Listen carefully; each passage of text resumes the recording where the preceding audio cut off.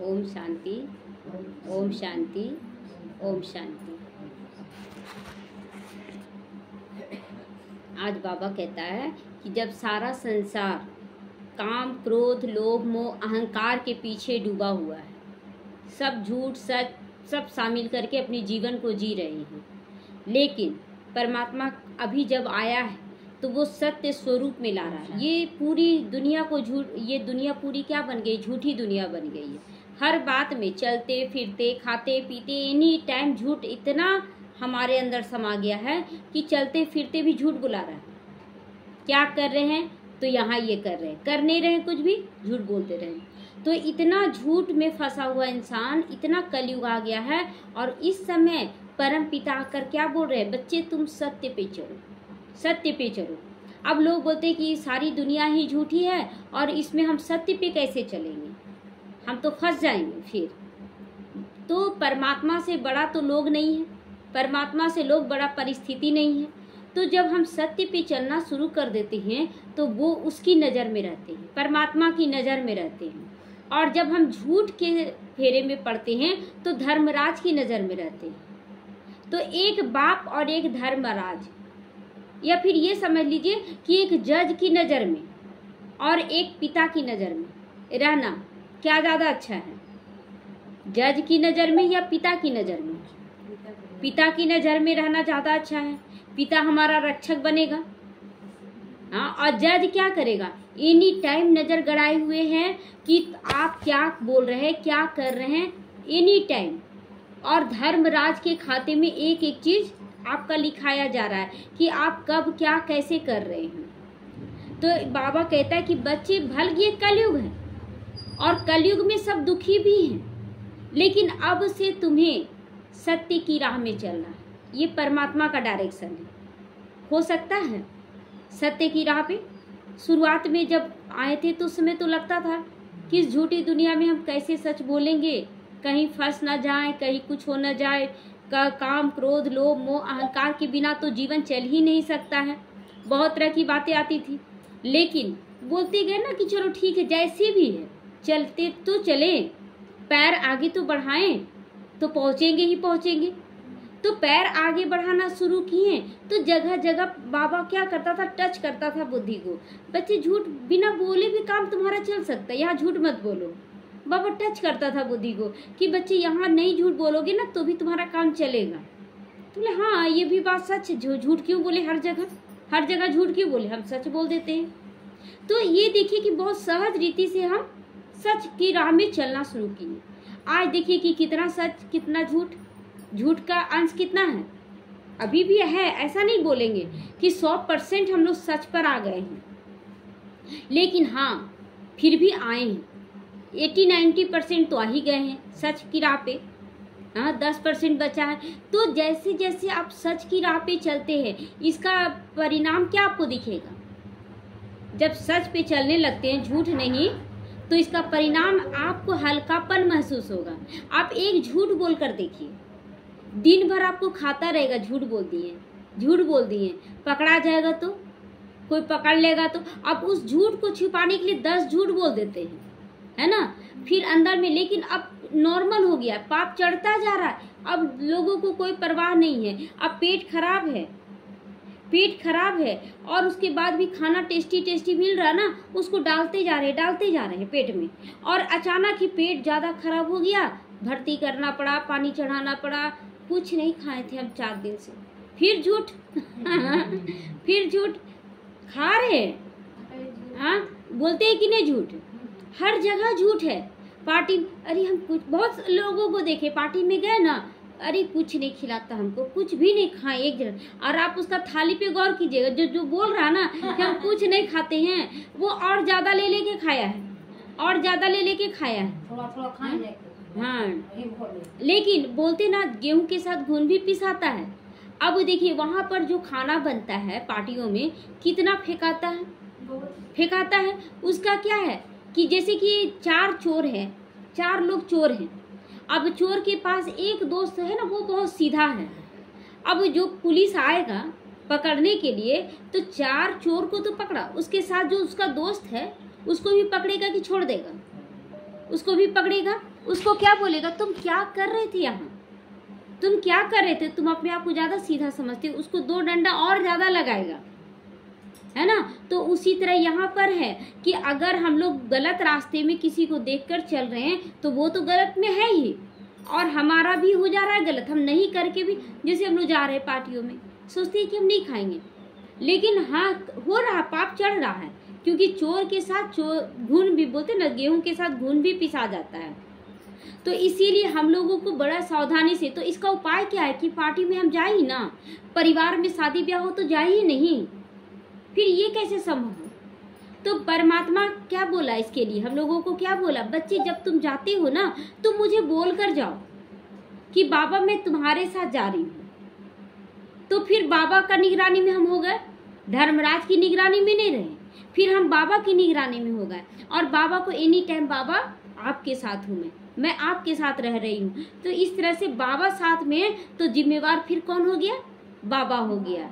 तो कितना सहज कर दिया, कहीं भी आना जाना, फिर कहीं भी जाइए तो अपने ऊपर फिर अटेंशन भी रहेगा कि हम क्या कर रहे हैं, क्योंकि जब बाबा को याद करते हैं ना तो उसका 3 रूप याद आता है, 3 रूप याद आता है। शिव बाबा को जब याद करते हैं, कौन सा 3 रूप है, कौन सा 3 रूप है, सत्यम शिवम सुंदरम। जो सत्य है तो याद रहेगा कि मुझे सत्य पर ही चलना है, सत्य स्वरूप पे टिकना है। दूसरा है शिव, शिव का मतलब क्या होता है, कल्याणकारी। तो हम किसी का भी कल्याण चाहेंगे। अगर कोई दुखी है, कल एक कहानी पढ़े थे तो कुछ मतलब स्कूल के बाहर एक आदमी बाहर में लेटा हुआ था, तो सब बच्चे चल रहे थे, कोई किसी को देख नहीं रहा था, लेकिन एक बच्चा जो था वो देखा ना उस आदमी को, तो बोले कि कुछ चाहिए आपको, तो बोले हाँ हमको पानी चाहिए, और वो पानी लाकर दिया, उसको पिलाया, उसके बाद घर चला गया। शाम को जो लड़का था उसके पिताजी को उसका दोस्त बोला कि देखो ना स्कूल के बाहर कोई आदमी मरा पड़ा था, दिन भर लेटा रहा, कोई उसको देखा तक नहीं। तो उसी समय उसका बच्चा सुना, तो वो बच्चा आया तो बोला कि पापा हम तो देखे थे, हम उसको पानी पिलाएं। तो बहुत डांट लगाया उसका पिता कि तुमको समझ में नहीं आया, जब वो लेटा हुआ था तो कम से कम किसी को आवाज देता कि इसका तबीयत खराब है, तो लेकिन कोई सुनता मेरा बात, तो बोले ठीक है तुम्हारा नहीं सुनता, तुम हमको आकर बोलता। संस्कार है ये संस्कार है। वो तुरंत डांटा कि अगर उसको कोई भी हॉस्पिटल तक पहुंचा देता तो वो बच सकता था, लेकिन आज हम लोगों के अंदर ये है, कोई मर भी रहा ना, अरे हमको क्या मतलब है, कल आप भी मरते रहेंगे तो दूसरे लोग यही चीज देखेंगे और बोलेंगे कि हमको क्या मतलब है। तो आज यही तो हो रहा ना, कोई किसी को नहीं समझ रहा है। क्या समझ रहा है, बस पति पत्नी माँ बाप बच्चे इतना ही परिवार है, बाकी बाहर वाले परिवार नहीं है। लेकिन वसुधैव कुटुंबकम मतलब पूरा विश्व हमारा परिवार है। तो उस परमात्मा को जब याद करते हैं तो कोई पराया नजर नहीं आता है। दुनिया में सभी अपने, क्यों, उस पिता की संतान है, उस पिता की संतान है, और हम अपने भाई को नहीं देखें। ये भावना जागृत हो जाता है जब शिव को याद करते हैं कि सब अपने हैं, सब अपने हैं, पूरा विश्व हमारा परिवार है। तो ये अपनापन महसूस हुआ जब 3 स्वरूप को याद कर रहे। पहला सत्य स्वरूप, खुद को अपने आप पे रहना। दूसरा कल्याणकारी स्वरूप कि मेरा पिता कैसा है, पूरे विश्व का पिता है, तो मेरा सब भाई हो गया। उसके बाद सुंदर, जब आप किसी के लिए अच्छा सोच लेते हैं, किसी के साथ अच्छा कर लेते हैं, तो आप सुंदर बनेंगे कि नहीं उसकी नज़र में। ये बहुत अच्छा है, समय पर हमको मदद कर दिया, वो एनी टाइम आपको दुआ दिया, तो आप तीनों स्वरूप अपने अंदर धारण कर लेंगे, सत्यम शिवम सुंदरम, यही तो धारण करना है। लेकिन आज लोग, आप देखिए संकुचित कितना हो गया। पहले तो बोला कि नहीं परिवार ही मेरा अपना है, बाहर वालों को छोड़ दिया। अब परिवार वालों में भी एक कमरे से दूसरे कमरे में कोई देख नहीं रहा है किसी को। बीमार पड़ा हुआ है, अरे हम क्या, वो देखेगा ना, वो देखेगा ना, वो करेगा ना, एक दूसरे को परिवार में भी कोई नहीं देख रहा है।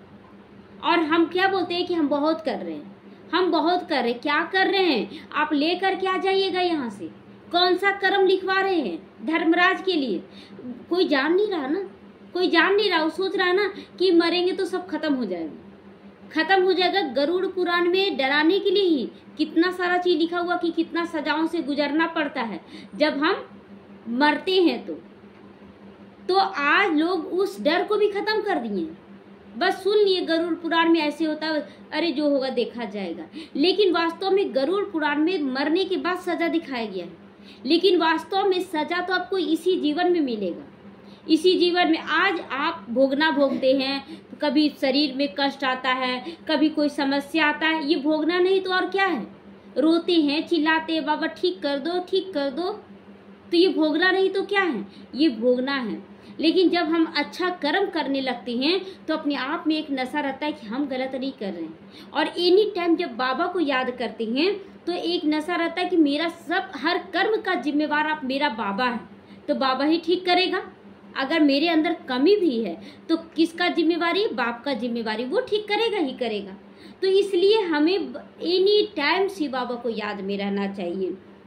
जबकि सारी दुनिया काम क्रोध लोभ मोह अहंकार में डूबी पड़ी है, और उसमें बाबा देखिए कीचड़, कितना बड़ा तालाब होता है ना, तालाब में कितना कीचड़ होता है, और कीचड़ में कमल कितना खिलता है, कुछ ही कमल खिलता है। तो उसी तरह यहाँ पर भी पूरा विश्व में कुछ ही आत्माएं इस ज्ञान में चल पा रही। क्यों? क्योंकि उसको झूठी दुनिया पसंद है, अधिकतर को झूठी दुनिया उसमें फंसा हुआ है, झूठी माया झूठी काया, झूठा है सारा संसार। तो आज हम इस शरीर द्वारा कर्म कर रहे हैं, आज हम इस शरीर द्वारा कर्म कर रहे हैं और सोच रहे हैं कि हम कुछ गलत नहीं कर रहे हैं। जानते हैं, आज एक भाई अपना अनुभव शेयर कर रहा था कि उसका तबीयत बहुत खराब हो गया और उसको ताकत ही नहीं मिलने लगा उठने का भी। उसको लगा ना कि हम उसको यही इस अपने अंदर क्या चल रहा है। देखिए वो इंसान बता रहा है कि जब हम बीमार पड़े, चलने लायक नहीं हुए, तो मेरे अंदर चल रहा था कि इतना जो झूठ सच बोल के कमाते हैं और इतना पाप जो करते इधर उधर भागना क्या कर रहे हैं। अभी हम शरीर छोड़ दे तो हम क्या लेकर जाएंगे। आज वो अनुभव शेयर कर रहा था कि हम बीमार पड़ गए तो ऐसा सा अंदर में, और उसके आंख से आंसू गिर रहा है कि हम बचेंगे भी कि नहीं, बचेंगे भी कि नहीं, ऐसा उसके अंदर चलने लगा। और एक डॉक्टर से दिखाया ठीक नहीं हुआ, दूसरे डॉक्टर से दिखा रहा ठीक नहीं हुआ। अंत में एक डॉक्टर क्या बोली ना कि 2 दवाई था पहले से, वो दवाई बोली डॉक्टर ना छोड़ दो, और दूसरा जो दवाई है एक दवाई दे रही थी वो बोली खा लो। तो फिर ना वो एक दवाई दे रही थी वो दवाई नहीं लिया वो, और जो 2 दवाई था उसको तो छोड़ ही दिया क्योंकि मना हो गया था कि नहीं खाना है, तो छोड़ दिया। उसके बाद अचानक से मतलब मन में आया टच की चलो उससे बात करते, तो फ़ोन से बात किए और उसके बाद बात करके उससे पूछे कि क्या हाल है, क्या हाल है। तो वो भाई बोला कि हाल क्या है, सो मेरा तबीयत ठीक नहीं है। तो बोले चलो योग करा देते हैं। सो वैद्यनाथ के रहते तुम इतना भोग क्यों रहा है, सो चलो योग करा देते, पानी लेकर बैठो। पानी लेकर बैठा, उसको चार्ज करने सिखाए, कैसे बाबा की किरणें, वैद्यनाथ को बुलाएं, बाबा आ जाओ और जो शक्ति भरना, जो इलाज करना इस पानी के जरिए कर दो। उस पानी को पीते ही उसको 70% आराम हो गया। कितना ताकत है, कितना ताकत है। उसी दिन 70% आराम हुआ। उसके बाद फिर दोबारा चार्ज करवाएं, बोला बहुत अच्छा लगा। तो उसका ताकत है, इसीलिए उसका नाम पड़ा है वैद्यनाथ भी। हम लोग भागते हैं, हमारे पास धन है, हम सोचते हैं ना अरे बड़े बड़े डॉक्टरों से इलाज करा लेंगे। आज बड़े बड़े डॉक्टरों पास भी जाकर लोग थक रहे हैं, इलाज नहीं हो पा रहा है, लंबा समय तक बीमारी चल रहा है, पैसा भी जा रहा है, शरीर का कष्ट भी हो रहा है, लेकिन लोग मुक्त नहीं हो पा रहे हैं, लोग मुक्त नहीं हो पा रहे हैं। इसीलिए बाबा कहता है कि बच्चे तुम्हारे पास मैं बैठा हूँ और तुम ढूंढने जाते हो जहाँ तहाँ। हर वक्त तुम मुझे अपनी यादों में बसा लो, देखो मैं तुम्हें कैसे नहीं साथ देता हूँ। तो हर वक्त वो साथ देता। क्यों घबराता बावरे, क्यों रहता है उदास, तेरे साथ है शिव बाबा फिर भी रहता है उदास। तो परमात्मा तो एनी टाइम हमें साथ देने के लिए बैठा है। हम लोग बावरे की तरह इधर उधर भटक रहे हैं, हर रूप से वो हमारे साथ है। उसका सब कर्तव्यवाचक नाम पड़ा। जैसे एक पिता अगर डॉक्टर है तो उस नाम से जाना जाता है कि ये डॉक्टर भी है, तो वैसे ही शिव बाबा वैद्यनाथ है। वैद्यनाथ को यूज नहीं कर रहे हम लोग, स्थूल डॉक्टरों के पीछे भाग रहे हैं, पैसा भी गया और शरीर भी जा रहा है।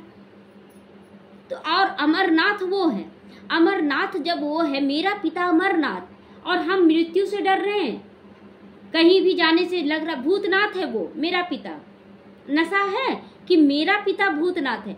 अब रास्ते में चल रहे हैं तो भूतनाथ मेरा पिता है। और जब हम कहीं जाते हैं रास्ते में कभी कभी ऐसा होता है कि सुनसान जगह से गुजरना पड़ता, कुछ ऐसा काम पड़ गया, आप सुनसान जगह से आ रहे हैं, आपको तो डर लगे इधर देखने, उधर कोई भूत ना आ जाए, भूत ना आ जाए, डर लगता है ना। कहीं कहीं कोई डर नहीं है। भूतों का नाथ कौन है? मेरा पिता, मेरा पिता है।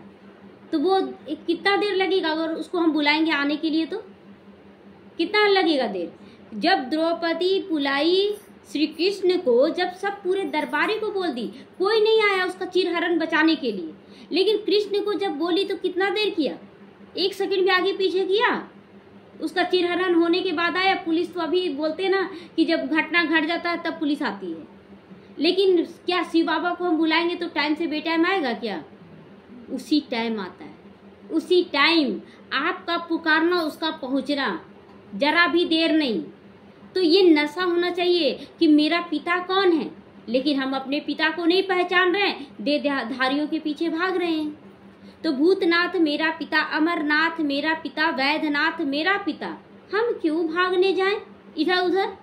बाबा वैद्यनाथ बोलता, बच्ची जो पैसा बर्बाद तुम करती हो उसको बचा लो, तुम पानी से चार्ज करके मेरी से उसमें शक्ति भर लो और तुम उसको पी जाओ, देखो तुम्हारा तबीयत ठीक होता है कि नहीं। हम लोग डॉक्टरों के पीछे भाग जाते, हम लोग। और फिर भी ये कलयुग है, लास्ट समय चल रहा है, चलो शरीर का बहुत ज्यादा कर, लेकिन हम कम से कम दवाई में भी ठीक कर सकते हैं अपने आप को। लेकिन एक गुरूर होता है हम लोगों के अंदर, एक ये होता है, बोलते स्वाभिमान भी होता है, अरे पैसा है, बड़े डॉक्टर से दिखा सकते हैं हम, छोटा मोटा डॉक्टर से क्या दिखाना। खुद अपने जीवन में हम किए हैं ये चीज कि एक बार बेटी का तबीयत खराब था, यहाँ का डॉक्टर जब बोला ना ये थोड़ा सा ये बीमारी थोड़ा बड़ा है, सो बोल दिया। अब बोले हमको एड्रेस दीजिए बड़ा डॉक्टर का, इतना बकाट में हमको बड़ा डॉक्टर का, डॉक्टर देख रहा हमको कि इलाज कर सकता था वो, लेकिन हम बोले हमको बड़ा डॉक्टर का दीजिए नंबर, हमको जाना है। और वो क्या करेगा, लो लिख देते हैं, लो बड़ा डॉक्टर के पास जाओ। वहाँ गए, चीर फाड़ हुआ, फिर वहाँ भी ठीक नहीं हुआ, फिर वहाँ से दूसरे जगह ट्रांसफर किया गया, वहाँ गए, भटकना पड़ा ना। लेकिन अगर उसी समय अगर शिव बाबा का परिचय होता तो इतना नहीं भटकना पड़ता, इतना नहीं भटकना पड़ता। लेकिन हम लोग भटक गए उस समय। अब क्या है, कहीं नहीं भटक रहे, कहीं नहीं, क्योंकि बाबा मेरे साथ है। डॉक्टर भी एक व्यक्ति है, वो अपनी कैपेसिटी के अनुसार ही इलाज कर सकता, उससे ज्यादा नहीं। लेकिन परमात्मा जो शिव है वो तो वैद्यों का नाथ है, वैद्यनाथ नाम पड़ा है ना, केवल नाम नहीं पड़ा, वो कर्तव्य करके गया है तभी नाम पड़ा है। कोई आप हमारे ऊपर कोई डॉक्टर का नाम देगा क्या कि हम डॉक्टर हैं? कोई डॉक्टर बनेगा तब तो डॉक्टर का नाम पड़ता है ना। उसी तरह वो वैद्यों का नाथ है, डॉक्टरों का भी नाथ है, तभी जाके वो वैद्यनाथ बना। लेकिन हम उसको यूज करना क्यों? वो भगवान है, मेरे पास कैसे आएगा? अरे वो मेरा पिता है, वो मेरा पिता है, पहले ये याद रखिए। क्योंकि शरीर का पिता शरीर जैसा, आत्मा का पिता आत्मा जैसा। तो क्या बोलते, परम पिता परमात्मा, परमात्मा। तो वो मेरा पिता है, वो कैसे नहीं आएगा? बुला कर तो देखें, वो वो तो चाहता है कि मेरे बच्चे मुझे बुलाएं। और हम लोग कब बुलाते, भगवान तुम ऐसा क्यों कर रहे हो, मेरे को इतना दुख क्यों दे रहे हो? बस उसको उलाहना देने के लिए बुलाते। प्यार से कभी प्यार किए भगवान को? प्यार किए दिल से? अपने आप को चेक कीजिए कि कब हम भगवान से प्यार करते हैं। दुनिया वालों के प्यार में धोखा है, झूठ है, कपट है, लेकिन भगवान के प्यार में सच्चाई है। लेकिन हम लोग प्यार नहीं, हम लोग भक्ति करते आए हैं। चलो ये सामान चढ़ाना है, ये क्या क्या चढ़ाना चाहिए, हाँ पूछ लिए, वो चढ़ा के आ गए, वो प्यार नहीं है। आप घर में परिवार है, आप खाना बनाइए, जाकर थाली देकर आ जाइए खाना। अब बातचीत कुछ मत कीजिए, कैसा लगेगा परिवार को? आप थोड़ा सा हंस कर बात कर लीजिए, हाँ ये बनाए हैं, ये खाइए, कितना अच्छा लगेगा। युक्ति रचना है, कैसे हम प्यार दिखाएं सबके प्रति। बाबा से भी प्यार करें, प्यार नहीं कर रहा लोग, केवल भाग रहा है। और बाबा आया हुआ भी धरती पर आया हुआ, यदा यदा ही धर्मस्य धर्मो ग्लानिर्भवते भारते, जब जब धर्म की अति ग्लानि होती है तब मैं धरती पर आता हूँ। तो वो धरती पर आया हुआ है, हम उसको पहचान नहीं रहे, हम भाग रहे हैं। अच्छा, ओम शांति।